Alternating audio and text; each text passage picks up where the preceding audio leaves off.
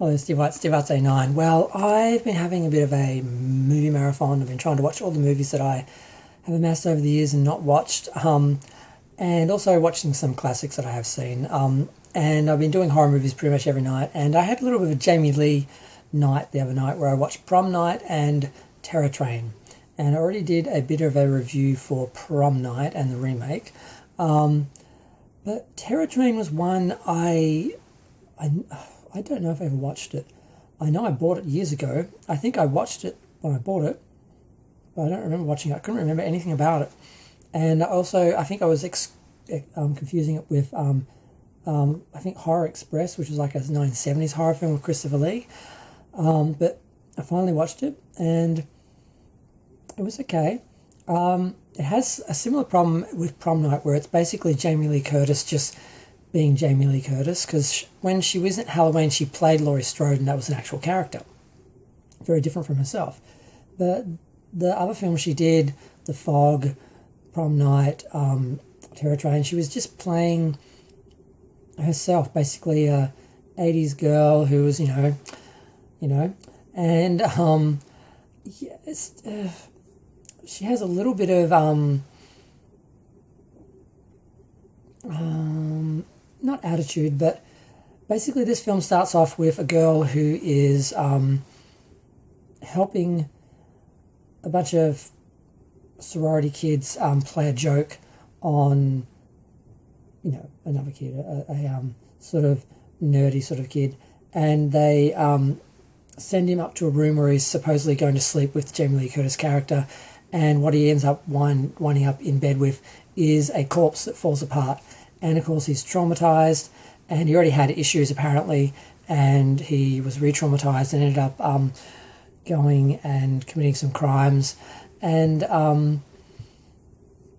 it's, I think, 3 years later, and the students are all on a train. They are, sorry, my computer's playing up and being weird. They go, it's like a graduation party sort of thing on this train. And they've got a magician who's played by, who's that famous magician? I'm drawing a total blank on names tonight. It's awful. But yeah, so he plays a small role. He's sort of, a bit of a red herring in that for a minute. But yeah, basically people start getting killed, and obviously someone's on the train and they're killing people who were involved with that original prank. So the assumption is it's the guy who actually, was the victim of the prank, because they find out that he had mental problems and that they had re-traumatized him, and he'd then had problems, and he'd been put in an institution and everything, and they're trying to work out, is it him? Is it not? The kills are fairly, we're in a confined space where they're all on the same train. It's not like Murder on the Orient Express where they shut the train down. The train's actually running pretty much for the whole time. They do shut it down and pull everyone out for a minute, but then they put them all back on. I don't know, the characters aren't that developed, aren't that likeable.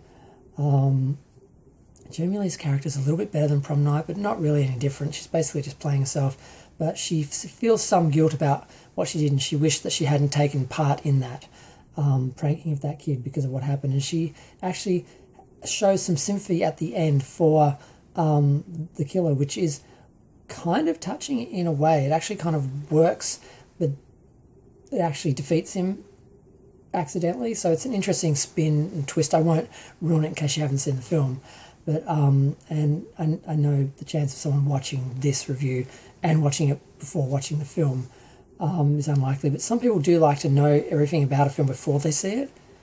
It's like they're scared of being surprised or having any sort of experience. They have to know exactly what's going to happen. Then it's like safe because I know what happens. I know. I don't understand. I never want to know about a film before I watch it. But I did want to share about this film because I did kind of enjoy. I liked the fact they were on the train. I liked the group in a confined space. It wasn't quite the same as the standard horror movie where people are all on their own.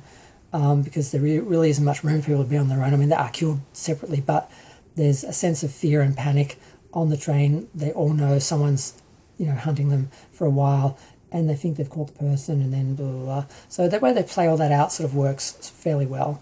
And David Copperfield, who is the magician, he works well as a red herring. And the actual killer is disguised at one point, and I did spot them and think, oh, and then because of 2023 sensibilities, I totally buried that, when a few years ago I would have been like, oh, and I didn't work out who the killer was, and it really should have been obvious. But they only got away with it because of today's conditioning. I'll let that go at that. But I did enjoy them, and I wish I had given it a bit more of a chance, because I didn't sort of turn the lights off and pay full attention to it because I wasn't expecting much, and it was probably better than I expected. I think Prom Night's still better, but nothing beats The Fog and Halloween. But yeah, I'm going to go. Feel free to share, like, comment, subscribe. Let me know what you think. I think they made a remake, but I don't know. I'll have to check that out.